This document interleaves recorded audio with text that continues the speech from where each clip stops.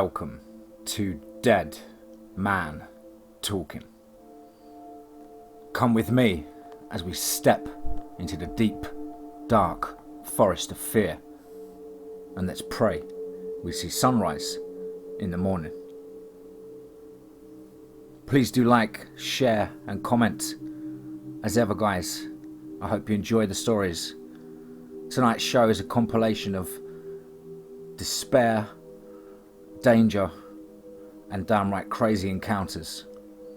Without further ado, let's get into tonight's first story, entitled The Pack.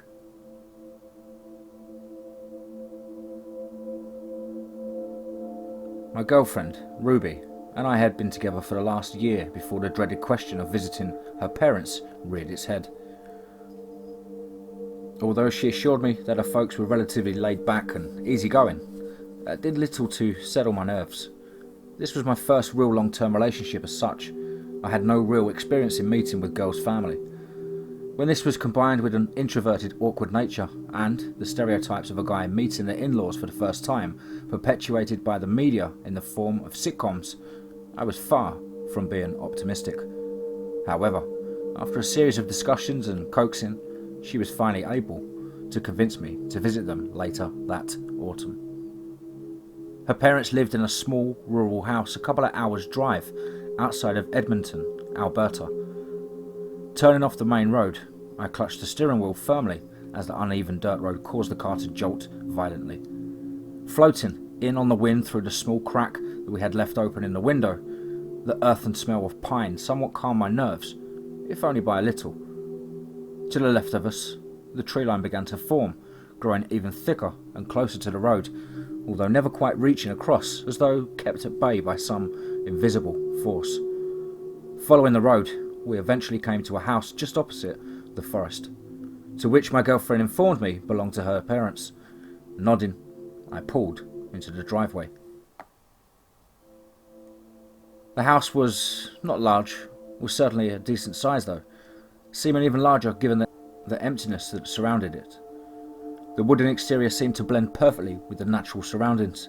Hanging from the porch, a wind chime jingled quietly in the breeze that blew.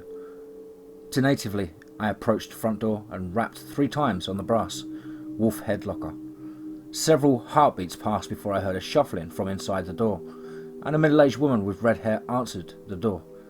Before I could introduce myself, she threw herself at my girlfriend, embracing her tightly in her arms. "Mum," my girlfriend said, beaming a smile that always caused my heart to melt. "This is Callum." I offered my hand nervously, only to turn to receive a tight hug that nearly drove the air from my lungs. After a few seconds of nearly suffocating, she finally decided to let go and introduce herself as Sarah. Smiling warmly, she ushered us into the living room. The inside of the house was somewhat rustic, with bare floorboards and stag antlers decorating several doorways.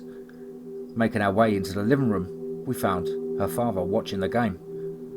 "Dad, this is my boyfriend." As the man looked over and got out of his chair, I felt shivers run down my spine. If I told you that this guy looked like a stereotypical Canadian lumberjack, the image that pops into your mind probably wouldn't be far from what the truth was. Thick knots of muscle wrapped around his arms, while a bush of dark brown beard clung to his face with only a faint hint of grey. When he reached his full height, he easily towered over me. Grunting, he offered a hand to shake. As I shook his hand firmly in mine, I could see his deep hazel eyes scanning me, as though he were an animal trying to deduce if I was a newcomer, as a threat or a harmless nuisance. For the most part, I tried to maintain eye contact without seemingly weird. Letting go of my hand, the man nodded once before pulling his chair up and going back to watching the game. "Don't mind Jack," Sarah told me. "He's always like this. Just take a seat and I'll get you something to eat." I tried to politely decline, but she wasn't having any of it. Reluctantly, I went and sat down next to Jack. The next half an hour passed with an agonizingly slow, as not a word was passed between us. Neither of us sure what to say. Mind you, it could have gone worse. After dinner, we headed up to bed. I cuddled in close to my girlfriend and let the day drift from my mind. Sometime around 2 p.m, I awoke with needing a drink. Gently, I crawled out from under my covers and walked over to the stairs. As I made my way back to the kitchen, a flickering light drew my attention to the front door. Crouching low, I crept over. From behind the corner of the doorway, I saw Jack sat, facing the door. His face was barely illuminated only by the orange light, presumably from a cigarette, glinting in the dim light. I could make out the long barrel of a rifle resting on his lap. "Shouldn't you be in bed?" I was shocked. There was no way he could have seen me, and I made no noise coming down the stairs. Sheepishly, I came out from behind the corner. "Sorry, sir. I was just getting—" "Whatever, just get it," he said dismissively. The entire time, his eyes never left the front door. I followed his gaze for a second but couldn't make anything of the window but pitch black. Deciding not to push my luck, I went back upstairs, but without bothering to get a drink. The following morning, I awoke to the smell of bacon frying downstairs. Groggily, I groaned, clutching my head, and sat up. Rolling over, Ruby propped herself up on one elbow and yawned. "Oh, morning." She smiled and gave me a quick kiss on the cheek. "Sleep well?" I briefly toyed with the idea of mentioning my encounter with her father the previous night, but ultimately decided against it. I didn't want to risk scaring her, and I just smiled and nodded. That morning, at breakfast table, I could feel Jack's icy gaze on me at all times. I looked up at him and smiled awkwardly, only to receive a stony look back. Without a single word, Jack got up and left the table. Puzzled, the rest of us exchanged looks until, equally, as suddenly, Jack came back in the room, a rifle slung over his back and another gripped in his left hand. Heavily, he put the scoped weapon down on the table in front of me. "Get ready," he said bluntly. My confusion must have been evident as he gave me and exhaled loudly, "You're coming hunting with me, lad." I wasn't sure by the straightforward nature of the remark if he was asking or telling me, so I just took the rifle and held it. "Ever handled a gun, son?" he asked, watching as I studied the heavy wooden stock and metal scope, deciding that hundreds of hours logged into Halo probably wouldn't count. I told him no.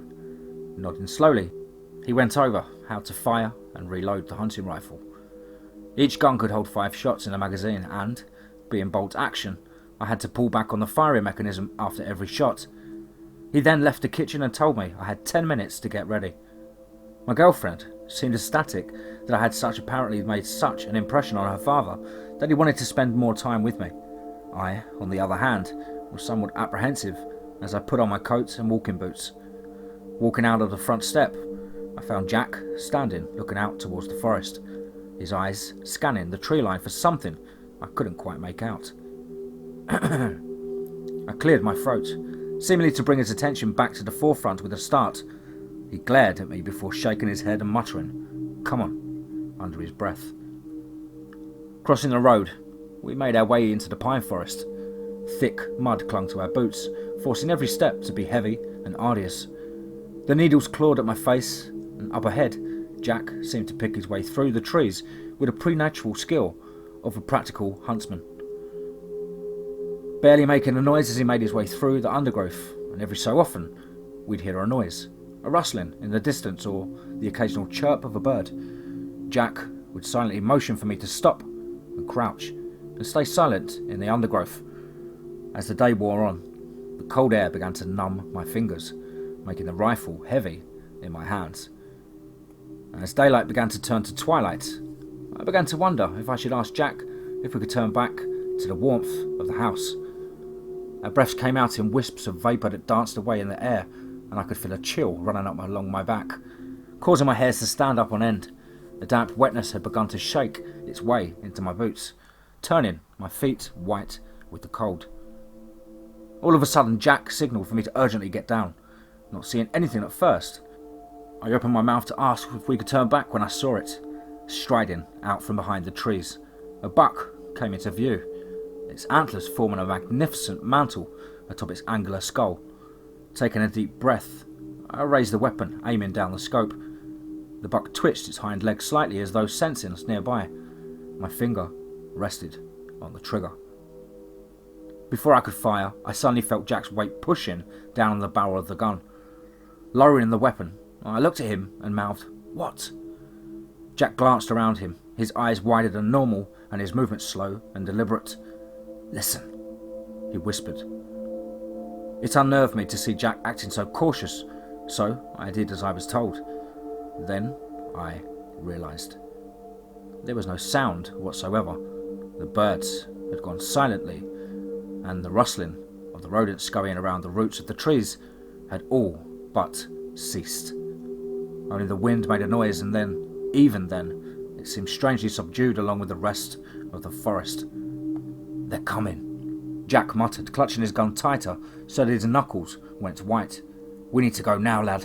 Quietly, quickly." He then took off through the trees. Following as fast as I could, I pushed my way through the branches, easily catching up to him. Off in the distance, we heard a solitary howl and instantly understood Jack's fear, as it was instantly followed by several more. All thoughts of stealth were pushed from my mind as instincts kicked in, and I started sprinting as fast as I could, breaking branches and trampling briars in my bid to escape. I couldn't even see Jack a few meters away, so focused on where I was running. I could see them by now. Only the occasional glance through the trees or between the bushes, but they were there. Large, lupine shapes raced alongside us, their size bullying their lithe nature. I could feel their eyes on me as they closed in, increasing my speed. I tried to push the ravenous creatures from my mind and keep running, knowing that for every shape I could see, there were half a dozen that lay hidden amongst the vegetation. Catching my foot on what must have been an exposed root, I stumbled and crashed. Rolling down the slope, the bitter taste of mud and ferns filled my mouth, and I yelled in pain as I cracked a rib against a rock before hitting the bottom. I pushed weakly against the mud, only to fall weakly back into the dirt. They were close. I could feel their eyes on me, those beady, hungry eyes. Grunting, with pained effort I reached out and felt my cold fingers clasp around the wooden stock of the hunting rifle. Rolling onto my back, I watched as one of the creatures stalked out of the undergrowth. It was larger than the other shapes I had seen darting through the trees. Its pelt was coal black with amber eyes that seemed to burn with an inhuman intelligence. Trembling, I brought the gun to bear.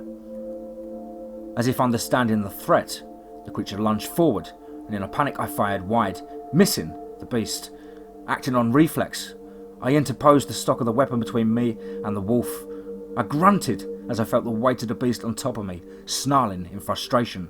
The wolf's jaws snapped inches from my neck, held back only by the weapon. Arms shaking, I pressed back, fighting for every last inch I could, and I felt the wolf shift its weight, driving its foreclaws into my shoulder, tearing through the soft flesh underneath my shirt.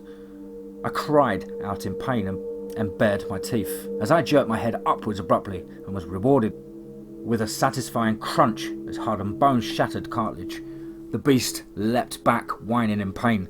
Its muzzle was a ruined mess of blood. It looked at me in something which may have passed for anger, baring its fangs. My fingers fumbled clumsily as I tried to pull back the firing mechanism. The booming report of the rifle shot destroyed the silence, and the wolf yelped in pain, falling back. Barely a second later, a second shot sent the rest of the pack fleeing. Even though the dying light, I saw Jack slide down the slope and rush over.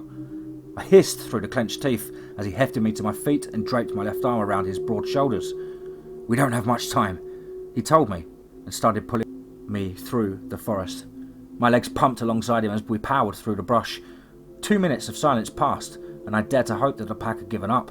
Then the howling and the baying started again. This time, even angrier and more frantic than before, and getting closer by the second. "Pay them no mind, lad," I heard Jack's gruff voice in my ear. "Just focus on the path." I nodded and moved as fast as my legs would allow, taking care not to trip on any hidden snares lurking in the undergrowth. For to do so would be allowing the pack to catch us, and this time there would be no chance of rescue. All around us the snarls and barking grew louder, but I pushed the sounds from my mind as best I could. We were ahead of them, for now at least. Bursting out of the forest, we stumbled as quickly as we could towards the light of the house across the road. The asphalt was slick with rain as we raced across the bay, and not far now from the tree line. Grabbing me by the scruff of my neck, Jack held me through the door before turning and firing another shot into the darkness. He then rapidly darted inside and barred the door, setting the deadbolt. Undoubtedly drawn by the commotion, Ruby and Sarah came rushing out to meet us, asking what had happened. Jack grabbed Sarah by the shoulders and yelled, "Go lock the back door now! Hurry!" Seemingly to understand, Sarah rushed away to the kitchen. Even from where I lay, I could hear the sound of several heavy-duty locks being slid into place as Ruby crouched beside me, trying to look at my wounds. Outside, we could hear the howling, growling in volume. Jack drew back the curtains a little and peered outside. They were circling the house. The lights flickered. Gritting my teeth, I used the gun as a crutch to lift myself up. There was a succession of 3 light scratches on the door. Both Jack and I raised our guns towards the heavy oaken door. The scratching then stopped. But I swear to God, I wished it had continued rather than what was to come, which will haunt me for the rest of my days. The doorknob rattled, then again more insistently. Then there came a knocking at the door. 3 slow, deliberate knocks followed by a voice that was low, with a menacing growl. Little pigs, let us come in. Jack cocked his rifle. "Fuck off before I turn you into a rug for my grandchild to be conceived on, you beast!" There was a pause, followed by a series of rising and falling growls that made my blood freeze over. Was this thing laughing? Not a second later, the door shook violently as a great weight was thrown against it. The hinges rattled but held firm. Again, the door rattled as the wolves hurled themselves at it. Rushing forward, Jack pressed his weight against it. The door shook again, pushing Jack back, only for him to shove his weight back against it. From behind us, I heard Sarah scream as the back door began to buckle. Ruby sprinted off to the kitchen, throwing herself against the back door with her mother. Barely able to move myself, I shuffled over to the front door and pushed against it with Jack. The door splintered under the next blow, sending me flying backwards. Gasping in pain, I looked up to the sound of Jack's screams. Reaching through the jagged hole in the door, a long, hairy arm was grabbing at him. Curled claws sank into his chest as the man pulled at the arm uselessly with both hands, his legs kicking against the door. Hefting the rifle up, I quickly sighted the shape through the hole and pulled the trigger. The howl of pain was drowned out by the sound of the shot. The arm released Jack and attempted to withdraw, sliding the next bullet into the chamber. I opened up again. This time the yelp was brief. Without waiting to see if they would try again, I fired again. There was a loud howl that drowned out the commotion. The shaking of the doors stopped, as if it was followed by several others. Shambling over to the window, I peered out to watch as the remaining shapes began to skulk and lope away from the house. At the edge of the forest, one of them stopped, and I swear locked eyes with me before disappearing into its dark abode.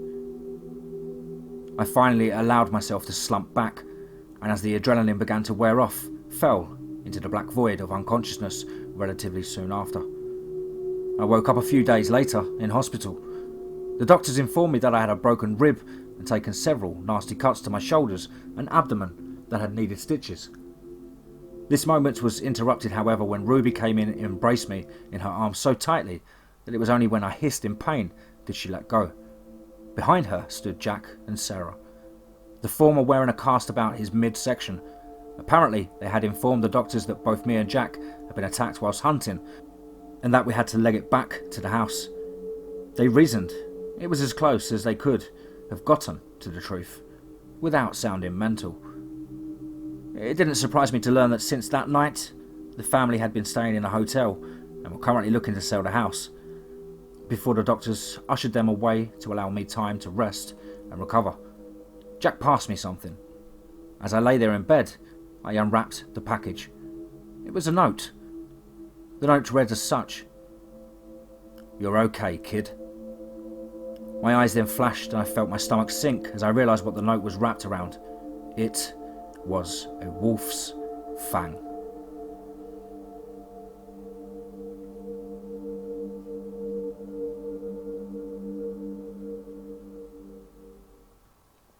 Curfew. Let's get straight into that. We had been hiking all day, and the sun was starting its journey over the horizon. The sky was streaked with purples and oranges as the early summer evening turned to night. We had been following the same single lane road for hours, hoping to come in contact with civilization. "I think we should set up camp here," Dan said, pointing to the field on the left. I spotted the white triangular sign with a red border containing the icon of a tank. "I'm not sure, man. It looks like military land. Let's give it another half an hour, and if we don't find anything, we can come back here," I said, jonesing for a drink. We'd left the small village where the car was around 5 hours ago. I hoped we would see a pub along the way, somewhere to drink and then pitch up in the beer garden. However, it hadn't turned out that way. It had been fun, but something was missing. The road declined, and I wondered if it was worth checking out, knowing I'd need to climb on the way back. That drink, though, it would go down so well. Trees lined both sides of the roads with the sound of the breeze fluttering the leaves and the dying light shining through them. The walk felt nice, and just like the gambler putting their remaining money on red, as the trees became more and more spare, civilization was revealed. "Wait, and ye shall be rewarded," I said, trying not to gloat too much. A small village with iconic white-walled English cottages came into view. It was out of the postcard. Me being a city lad, I'd never seen anything like this in person. Overgrowth and nettles shrouded the turnstile. I did my best to jump up and over without getting stung. The gentle caress of the leaves soon turned to pain, and I winced as I landed. "Shit," I said, instantly scratching my uncovered leg. "If only we'd set up camp," Dan said, hurdling the fence scot-free. We walked down the main street, taking in a beautiful heritage. "What is this place?" I asked. Dan took out an Ordnance Survey map and checked. "I'm not sure. North Huddlegate, maybe." I looked myself. "No, that's clearly another few miles away. Where's that field we saw?" "Here, I think," he said, pointing. "If that's the case, then this should be on more military land. Look, the red lines." "I don't know." "You have no idea what you're doing, do you?" I said. "Hey, man. I've never read maps before. It can't be that hard, though, and we followed the same road all the way here." "Give me that," I said, as unsure as Dan was. He was right. This place didn't seem to be on the map. We should find someone and ask. We reached what happened to be the town square. The light of the evening was dying, and the street lights that were there didn't come on. "Are those gas lamps?" Dan asked, pointing up. "I have no idea. They don't look like normal street lights."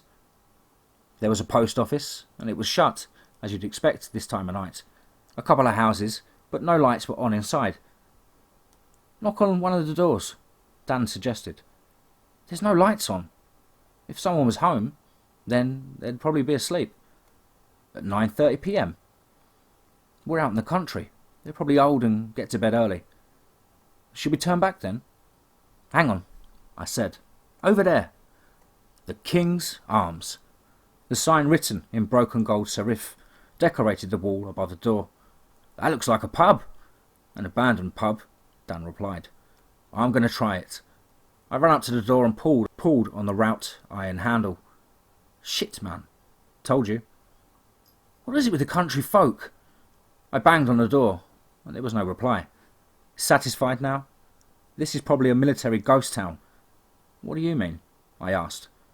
"You know, one of those military commandeered in the war, to use for target practice and training." It did make sense according to the map. We were on military land. Fuck! I really wanted that beer. "Well, if we leave now, we'll be back before it's pitch black. You won't want to put that tent up when it's dark." "Yeah," I relented. We started back for the hill and for our camping spot. "Who goes there?" a man said in a very West Country accent. We turned around in unison. The door to the King's Arms was now wide open, and a white-haired old man stood out front. "Hi," I said. "Get inside now," he demanded. Sorry, we're not from around here. We were looking for a place to stay." "Get in, before the light's gone." I don't know about this, Dan said nervously. I think we are fine. Don't be stupid, son. It's dangerous out here this time of night. I don't think we should, Dan continued. Is the military here? I asked. Yes, of course it is. Now get inside. God damn you. Panicked, we did what the man said. He ushered us in and locked the door behind us. What's going on? You need to be safe. We've been warned. Tonight they're going to hit us. What the fuck? Dan let out. Mind your language, lad, the man said, disappearing behind the bar. Do you want a drink? I'd love one. What beer do you have? We have whiskey. That's all we have left. I wasn't much of a spirit drinker, but anything would have done. He poured them from an unlabelled bottle. 2 shots. I downed the glass. I winced. How much do we owe you? Have you got money? Of course we do. £30 or so. Let me start you a tab for you then, the man said, smiling. Say, I'll just leave the bottle here. Take whatever you want. Oh, I love the country, I said to Dan, pouring another glass. That's some get-up you have on, the man said. Gore-Tex, Dan replied. Never seen anything like it. I wondered how insular this community was. That familiar feeling of the drink burned in my throat and numbed my face. Have you got a room we can sleep in? Not a room as much a floor. You can sleep in the pantry if you want. Sounds great, I said, sipping my second drink. See, Dan? Much better than sleeping in a field, isn't it? He didn't answer. He knew I was right, but didn't want to admit it. I gazed around the room and saw a few more older gentlemen sat at tables, mostly on their own, just staring into the distance, as if waiting for something. In the corner 4 men sat playing cards. Profanity erupted every now and again as the men played. I approached the men, feeling confident from the alcohol. Can we join you? They looked up. Then one man said, Sure. You're the rich kids, aren't you? I'll be happy to take your money. I sat at the table. Dan stayed at the bar. I wouldn't say rich, I replied. We're playing Scabby Queen. You know how to play that?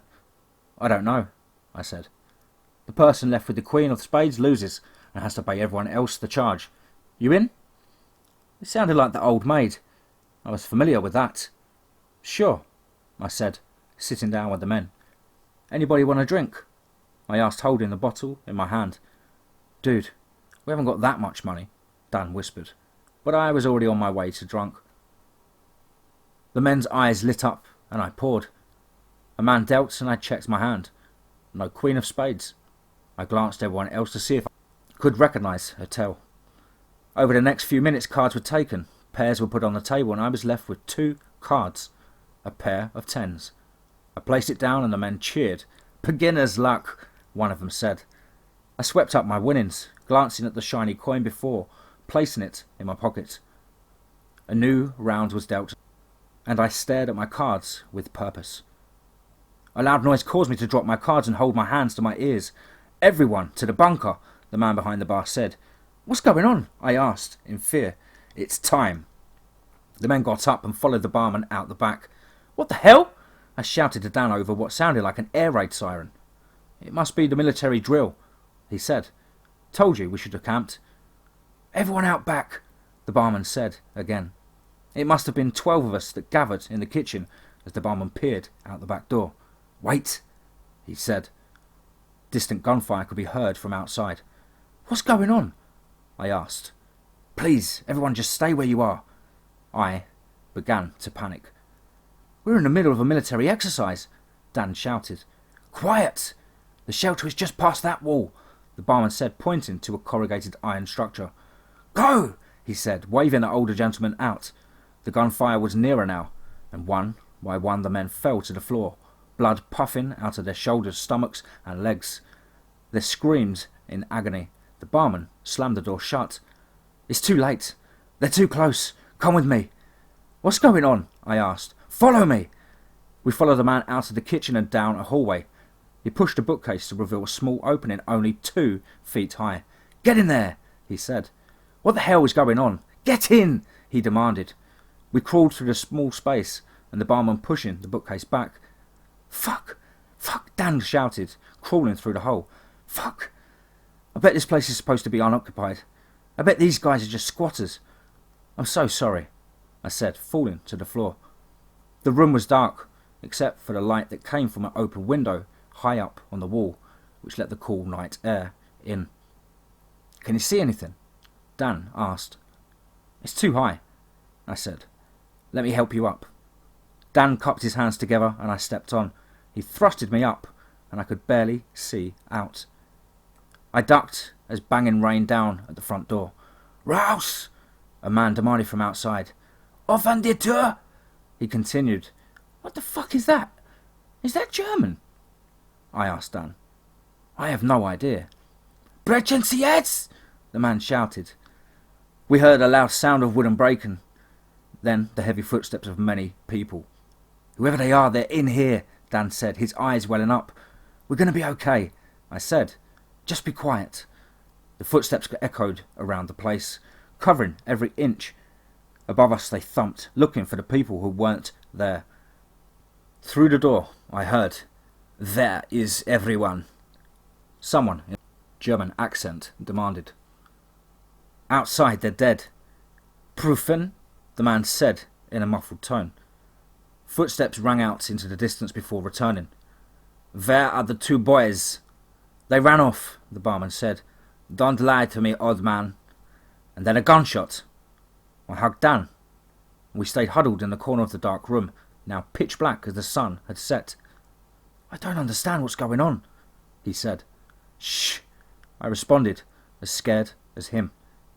We waited for the men to find us. The footsteps became less and less frequent until they were gone. We didn't leave the room. I don't know what time it was when we fell asleep. "Are you awake?" Dan asked, and I opened my eyes. "I wasn't," I said. "What happened last night?" he asked. I squinted as the early morning light shone through the open window. Slowly but surely the events of the night before flooded back. "Fuck!" I said, standing up. I crawled through the small opening and pushed on the bookcase. "It won't move." I was getting anxious. "Let me try," Dan said, sliding in feet first. He slammed his feet against the bookcase, but it didn't move. "I don't think it's going to work," I said, leaning over. "Let me try," he responded. Thunk after thunk blared out as he tried to move the obstruction. Then a creak. "I got it," he said. I followed after, pushing myself over the bookcase that now leaned against the opposite wall. We hurried down the hallway and into the bar. "Holy shit," Dan said, shocked. The front door was nowhere to be seen. The tables that sat upright the night before were now broken and strewn asunder. What the hell did they do to the place? It was a mess. It appeared as though they had been there that way for some time. The early morning light shone through the doorway. We climbed over the damaged furniture and out into the summer's day. Fuck! What had they done? I looked around at the white-walled cottages that now sat cracked and crippled. The pristine white render was now missing. It looked like a bomb site. "We're lucky to have survived this," I said. "Shit," Dan said, looking to his right. A large tank rotated its gun and pointed it directly to us. We put our hands up in unison. The tank lid opened. "What the fuck are you doing here?" the man in the tank said with a West Country accent. "Please don't shoot." The army escorted us off their firing range and drove us back to our car. I told them what happened the night before, and they just laughed at me. They said they never performed military manoeuvres at night. The locals would complain. Dan asked where we were, and they told us it was classified. I fingered the coin in my pockets and took it out. It no longer shone back at me like it did in the pub. Its surface was now dull. 1 shilling, 1931. I stared at it. "Are you ready to go home?" Dan asked. "Sure," I said, placing the coin back in my pocket.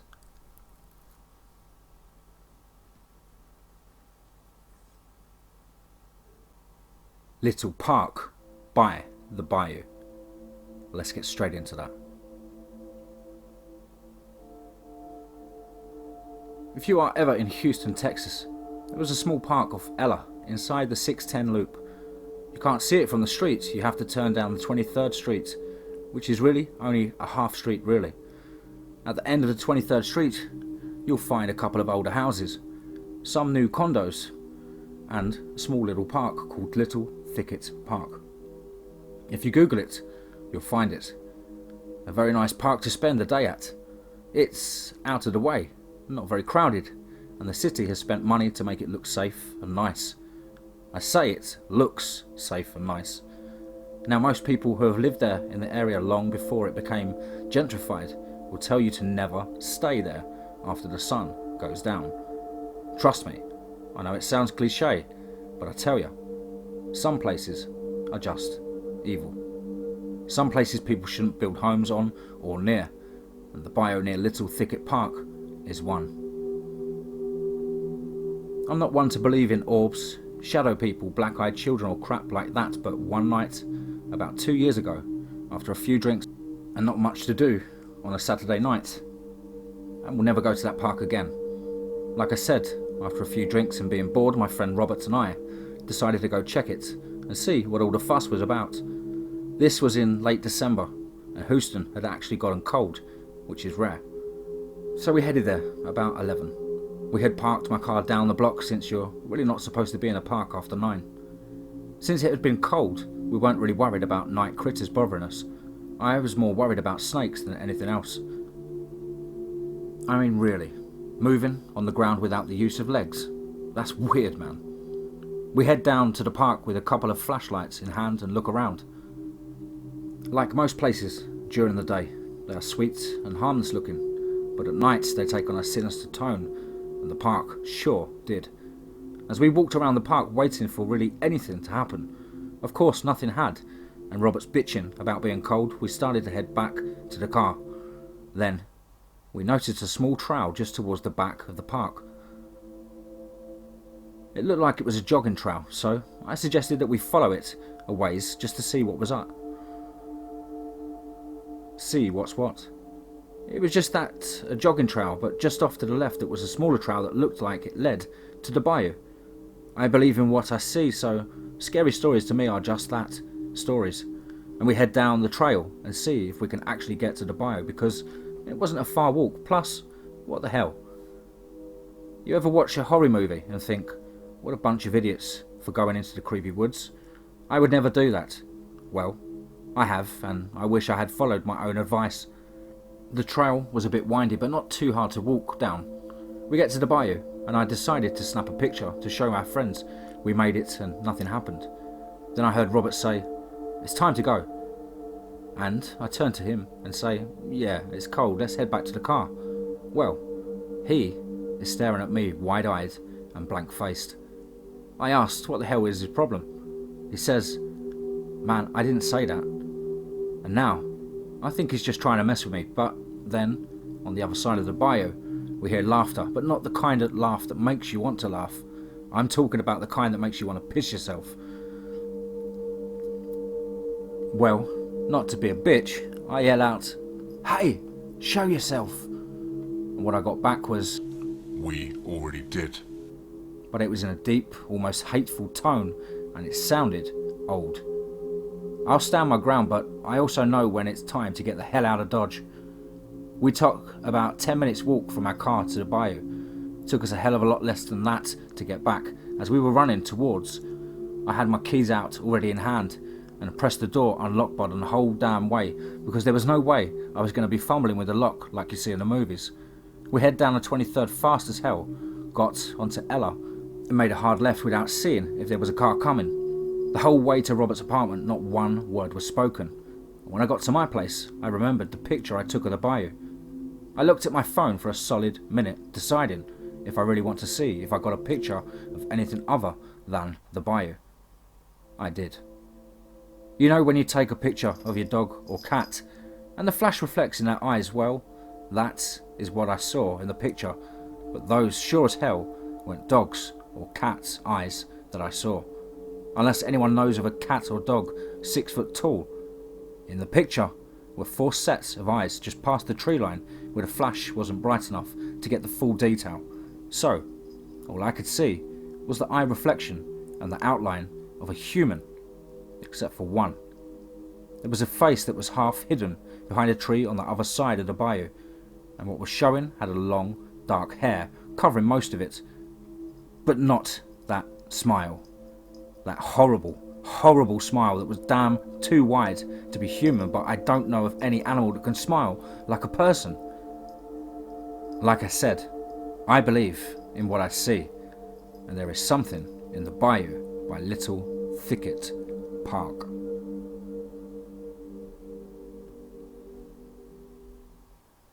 The Oddities of Kentucky's Woodlands.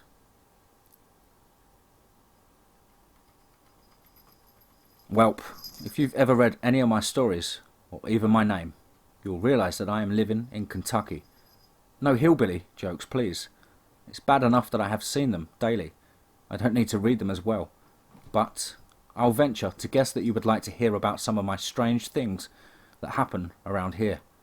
For instance, people tend to go missing in national forests here around the same time every year. And after about a week, nobody mentions them again. If you do happen to remember them vanishing, don't mention it, because people will either look at you as if you have grown a second face, or just act as though you're fucking nuts. I was a ranger for the forestry department for 4 years, and every year from April to May, without fail, 8 to 10 people would vanish from the campgrounds, hiking trails, and other little tourist traps. It's always the same. The family will have just seen the missing person mere seconds before turning to find them gone without a trace. For the most part, it's usually no more than 1 or 2 people from the family that vanish at a time, although we did have one entire family. 9 people disappear from a campground overnight. The tents were found to be zipped up and latched from the inside the next morning, like they just blinked out of existence.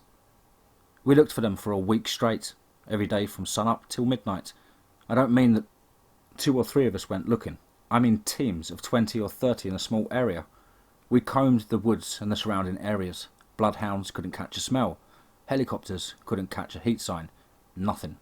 They were fucking gone. On the morning of day 8, I was riding to the campsite with my boss.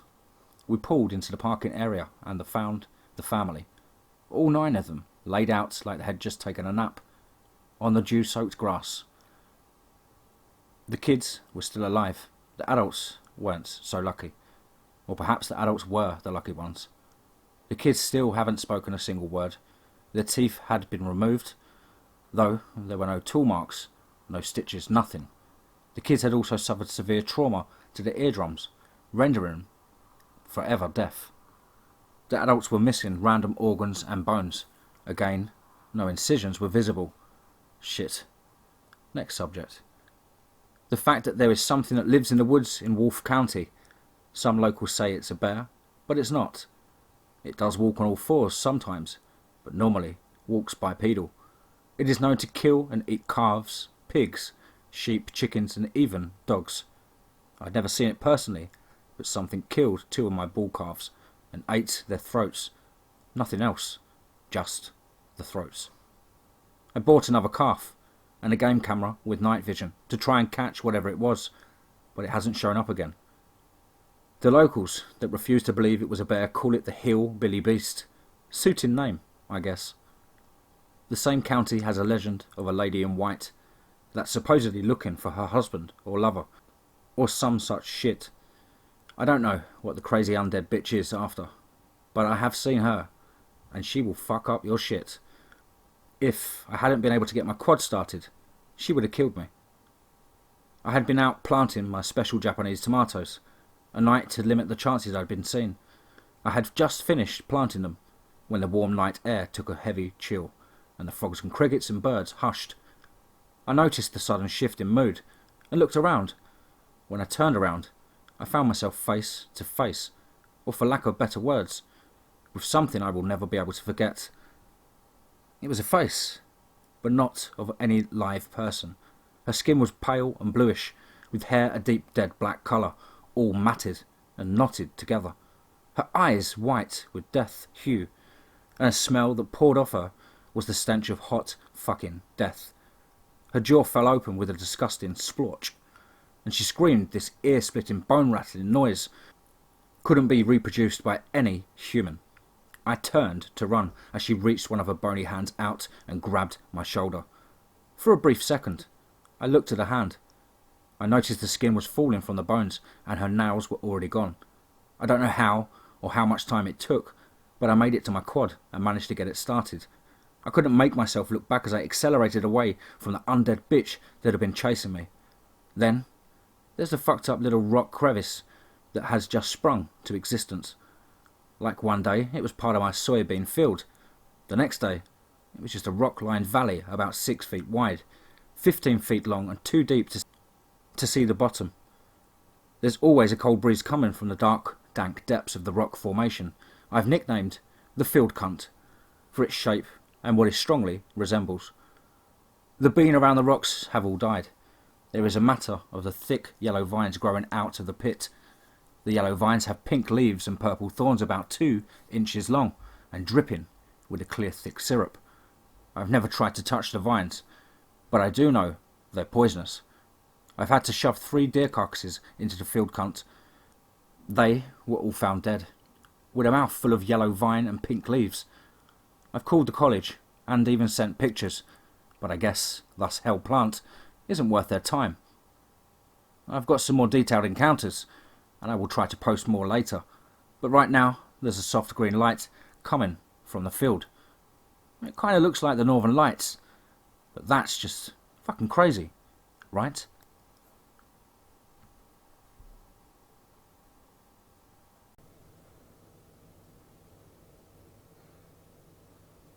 Wow, hope you guys enjoyed that compilation of scary, strange and downright treacherous encounters in the woods and wilderness. Of course, please do let me know down below in the comments as ever. Please do like and share. And above all, when you're out in a deep dark forest, keep your wits around you and your eyes and ears open. And remember, be safe, not sorry.